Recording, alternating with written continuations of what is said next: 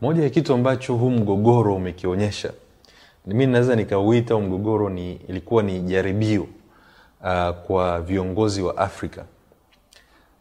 Kwa sababu gani? Tunaona sasa hivi hali ya dunia inavyobadilika. Sasa hivi ni kama dunia inabadilika kwa namna ambayo mtu mbabe ndo anaamua anachosema ndo kinatakiwa kiwe sahihi. Kwamba mbabe akisema hili eneo ni la kwetu, inabidi akubaliki. Tunaona hii inabadilika baada ya uongozi wa Marekani kubadilika.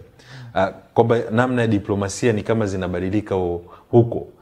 Na pia diplomasia ya kuangalia misingi, kwamba sisi ni watu ambao tunashabihiana kwenye misingi yetu ni kwamba wanyonge lazima waheshimiwe, lazima uhuru wa mipaka. Misingi inaachwa na inakuwa ni diplomasia ya nipe nikupe, kwamba unanipa nini ili nikusaidie. Sasa moja ya kitu ambacho tumekiona baada ya Tshisekedi kuona mambo yanakuwa magumu, ameamua amezunguka. Tuliona alizunguka, taarifa zinasema alizunguka Dubai, watu wake kuomba kwamba amsaidie, mataifa ya Kiarabu amsaidie vifaa vya kijeshi. Tumeona kuna watu wamepiga kambi kabisa Washington DC, kuhakikisha serikali ya Marekani inamsikiliza Tshisekedi, na anachokitumia ni madini yake, jambo ambalo sio kwamba ni uwezi ukalisema ni sio sahihi kabisa kwa sababu ya mazingira, lakini unaweza kuona watu wake wameconsult hadi makampuni makubwa kwa ajili ya kutengeneza uhusiano na serikali kama za Marekani na haya. Tunamwona Brussels, Ubelgiji, inabidi ahangaike kwamba Brussels, makao makuu ya EU, Umoja wa Ulaya kaa nayo, kwa amekuwa akipambana kwenye hizi haya maeneo, hasa upande wa Afrika ambapo ilikuwa inatakiwa miundo tulionayo, vyombo tulivyonavyo vitoe majibu. Umekuwa ukienda taratibu sana. Kwa nini nasema ni jaribio kwa Afrika? Kwa sababu dunia inabadilika. Inabadilika kwa namna ambayo tunaona misingi, vitu mbalimbali vinabadilika.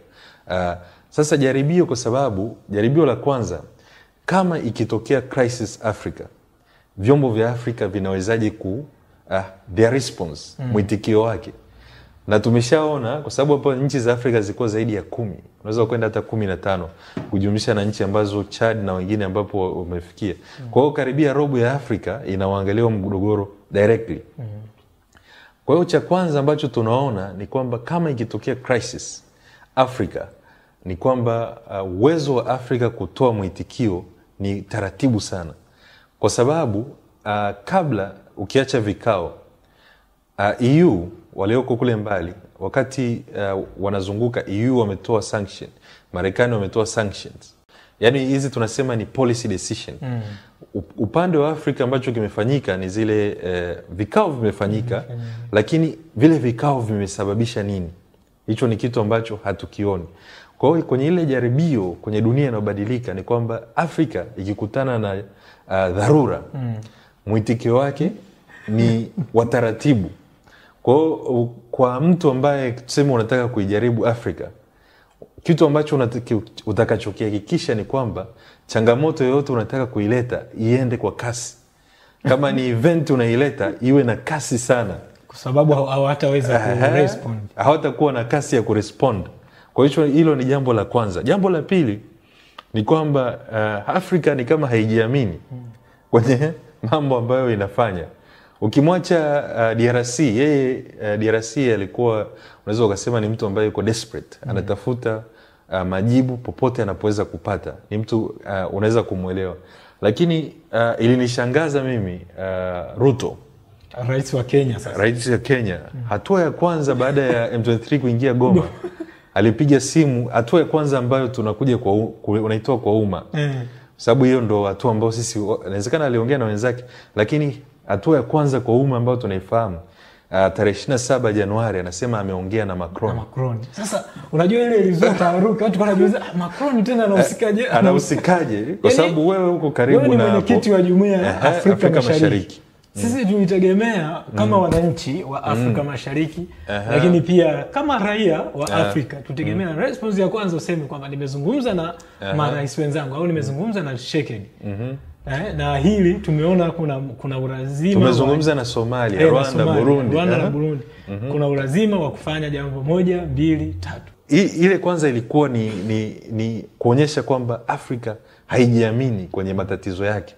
Na kweli uwezi ukasema inajiamini kwa sababu mpaka sasa hivi yani maazimio tukianzia na maazimio ya Afrika Mashariki, maazimio yaliyotolewa na SADC, maazimio kwa sababu mkutano wa SADC ulivuta ule SADC na East Africa uliofanyika Dar es Salaam, ulivuta hisia za dunia, kwa sababu kama unakumbuka vyombo vya habari, yani ilikuwa ni macho ya dunia yote, ni mkutano wa kihistoria, haujawahi kutokea hiyo.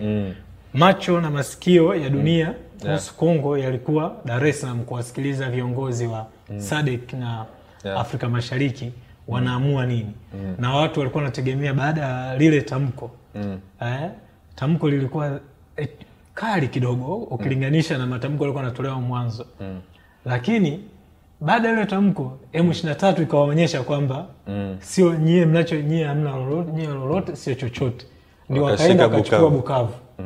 Na wakawa wanajaribu kwenda mbali zaidi. Sasa mimi nakubaliana na wewe Tony kwamba hiyo inaonyesha ni kwa kiwango gani Afrika bado tuna changamoto kubwa ya kuona namna gani tutaweza kujisimamia masuala yetu, hasa ile falsafa wanaosema Afrika kutatua matatizo yao wenyewe. Kwa sasa hivi kuna kama kuoneana aibu kwamba mission ya Umoja wa Afrika ni nini. Labda kuna hilo jambo kuangalia, kwa sababu hii mission ya kusema kuendelezana kiuchumi ni kama hatuoni hata uchumi. Umoja wa Afrika unahitaji mission mpya, kwa sababu kama ile jambo halita kuwepo. Kuna kitu huyu Macron ambao alikuwa anazungumzia akiwa anawaambia watu wenzake wa Ulaya, anasema kwamba inabidi Ulaya ianze kula nyama, isiwe mnyama wa kula mboga tu. Hiyo ni katika hotuba yake ya ni nyuma kidogo, mwaka jana nadhani. Isiwe inakula majani tu, ianze kula na nyama.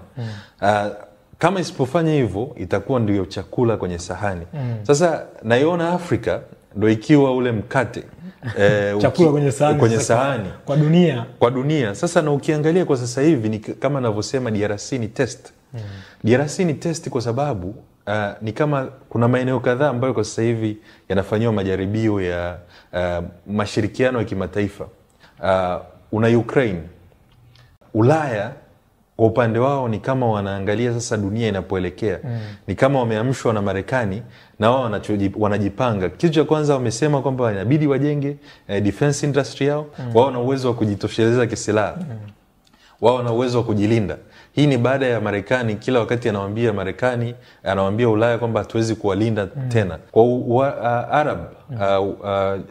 Arab ni swala la Israeli na Palestina. Hii ni sehemu ambapo pia tunaona zile nyuzi za dunia ijayo ya kimataifa inatengenezwa. Sasa kwa Afrika, swala ambalo linaonyesha uelekeo wa dunia inayokuja ni swala la DRC. Na kwa nini ni hilo swala? Ni kwa sababu nchi zote kubwa zinaangalia DRC kwa makini. Na ni kwa sababu ya umuhimu wa DRC kwenye dunia. China anaiangalia DRC kwa makini. Ufaransa anaiangalia DRC. Ulaya kwa ujumla yake anaangalia DRC, Uingereza, Marekani. Kwa hiyo nchi zote zipo hapo. Sasa Afrika, kwa hiyo ni kama tuko kwenye kikango, naangalia Afrika unafanyaje. Na kwa kweli inasikitisha. Mimi nikiangalia kwa sasa hivi nadhani kuna uwezekano mkubwa kama kungekuwa na Berlin Conference sasa hivi, kuna viongozi wa Afrika ndio wangekaa pale mbele kwenye siti za mbele wakawa wanasema hii inafaa iende huko. Mimi nichukuliwe na fulani. Mimi nichukuliwe na fulani, au na mimi nataka tuchukue huyu. Kama ikifanyika Berlin Conference leo, wa hali ya viongozi wetu wa Afrika, namna ambavyo wanafanya, wao ndo wanawezekana wakawa ndo viranja wa kuonyesha ile wakasema kumbi ya Berlin Conference ijayo iwe hivi. Kwa sababu hauoni huo umoja wa Afrika unaotajwa. Hii inatoa picha kwamba kuna hatari kubwa sana katika bara letu. Na ukiangalia kwa mwelekeo wa kisiasa wa dunia, na kama ulivyosema masuala ya diplomasia yanavyobadilika kwa kasi, na hususan ukiangalia utawala mpya wa Marekani, lakini pia mambo yalivyo dhihirika Ukraine pamoja na Mashariki ya Kati, inatupa picha kwamba kama Umoja wa Afrika usipokuja na mission mpya na watu kuwa committed na raia wa Afrika wenyewe kuhakikisha kwamba tunasimama imara, nadhani hata hivi miradi au hatua mbalimbali ambazo tunajisifia tumezipiga kama Afrika zinaweza zikawa sawa sawa na bure.